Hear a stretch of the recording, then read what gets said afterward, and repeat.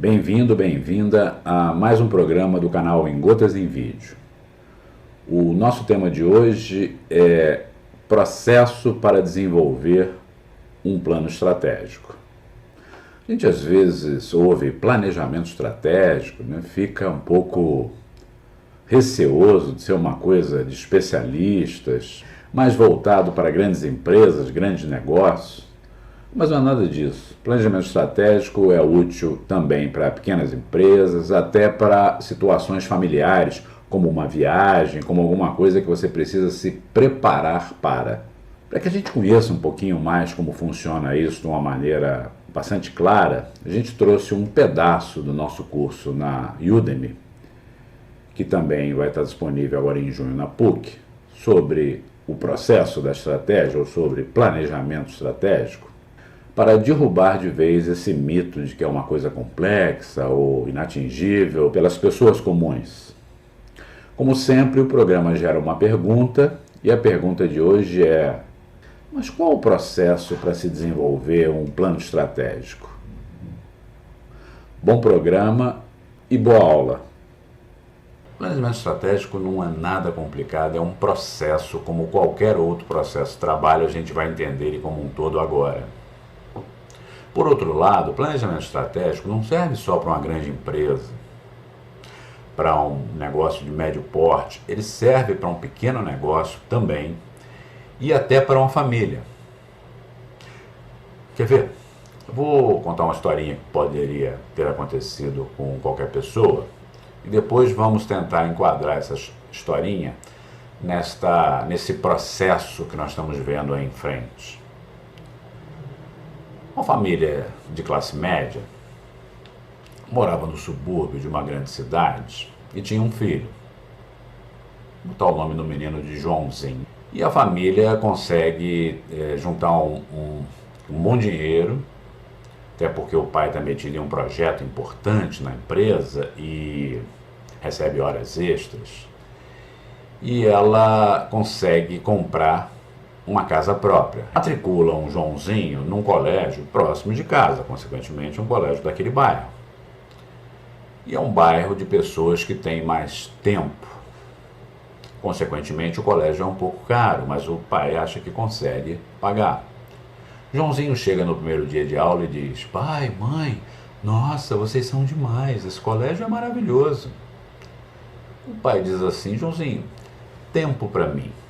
Eu sempre te apertei para você estudar, você ficava jogando bola, etc. Joãozinho, tem prova. Como é que agora o colégio é uma sensação? E Joãozinho diz: explica o pai. A professora falou que nós vamos à Disney se a gente passar de ano. O pai fica preocupado, porque o que o Joãozinho não sabe é que o pai gastou todas as economias dele comprando esse imóvel, o colégio já é caro e vai ter que ser pago ainda um carnê ao colégio ao longo do ano, para se final do ano o Joãozinho passar de ano ele poder ir à Disney. Há sempre uma reunião em casa para que se diga o que nós vamos fazer.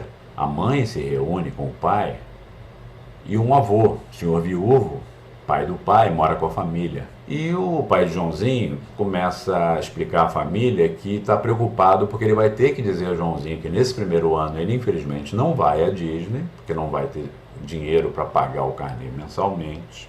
A mãe chama a atenção do seguinte: olha, não estamos sem caixa, mas eu acho que a gente tem condição de fazer caixa em curto espaço de tempo. Eu não trabalho desde que fiquei grávida de Joãozinho, mas Joãozinho está grandinho agora e eu vi no colégio dele um anúncio requisitando professores em 6 horas, para o trabalho de 6 horas, na minha especialidade. A mãe de Joãozinho é professora, o pai diz assim: é uma boa ideia. Eu mesmo tirei férias para poder estar com a família na hora de uma mudança, que mudança é uma coisa complicada. Quanto mais cedo eu voltar para o trabalho, mais cedo eu começo a receber horas extras pelo projeto que eu estou participando. O avô, ouvindo aquela discussão, diz assim: eu tenho um terreninho lá no interior que me dá mais despesas que outra coisa. Talvez esteja na hora de eu vender o terreno e proporcionar esta experiência a meu neto.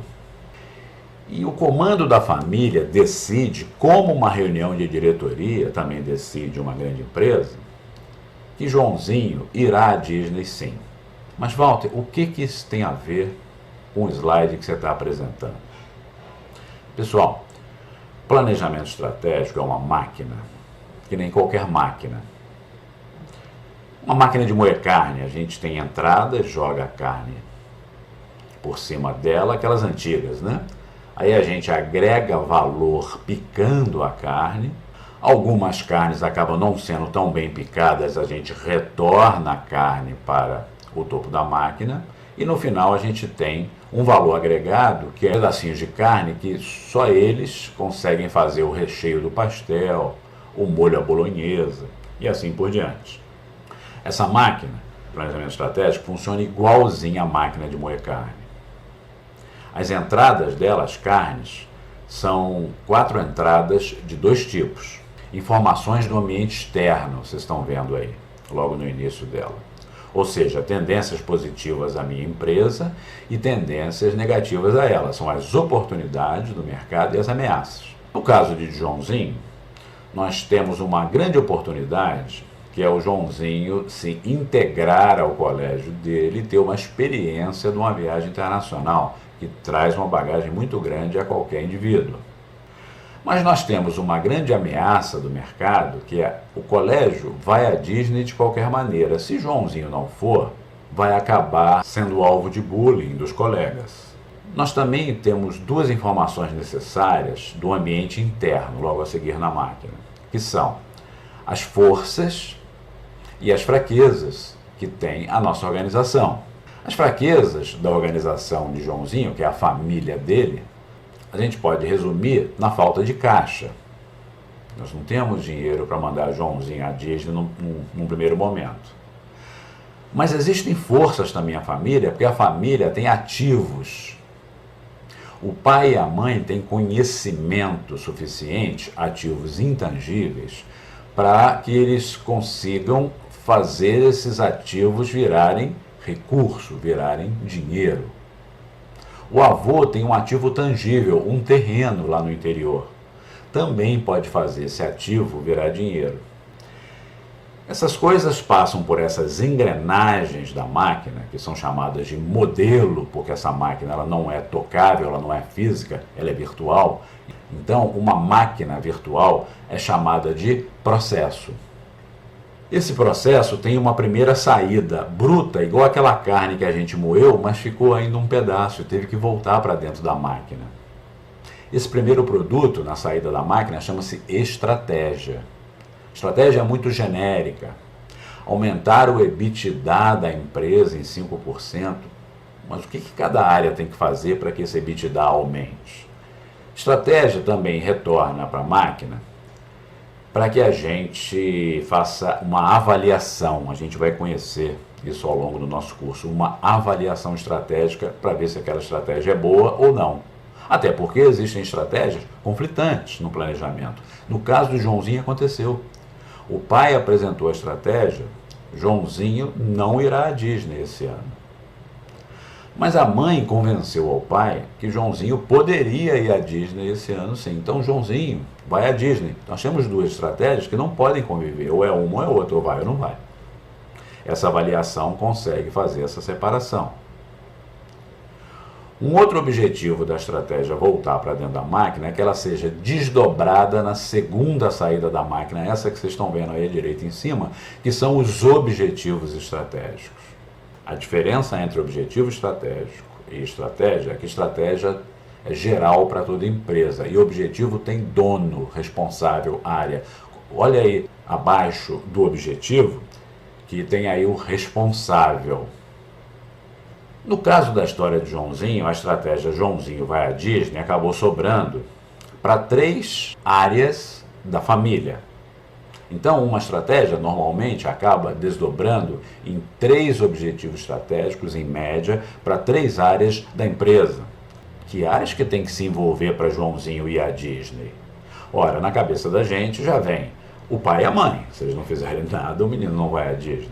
E até a gente descobre que a área avô também pode contribuir para que Joãozinho vá à Disney. Então nós temos 3 objetivos porque temos 3 responsáveis. O objetivo da mãe é procurar um emprego, voltar a dar aula. O objetivo do pai é voltar rapidamente para a empresa para poder fazer as horas extras no projeto. E o objetivo do avô é vender o terreno. Vovô precisa ser acompanhado por indicadores e com metas, para que ele não se perca ao longo do ano.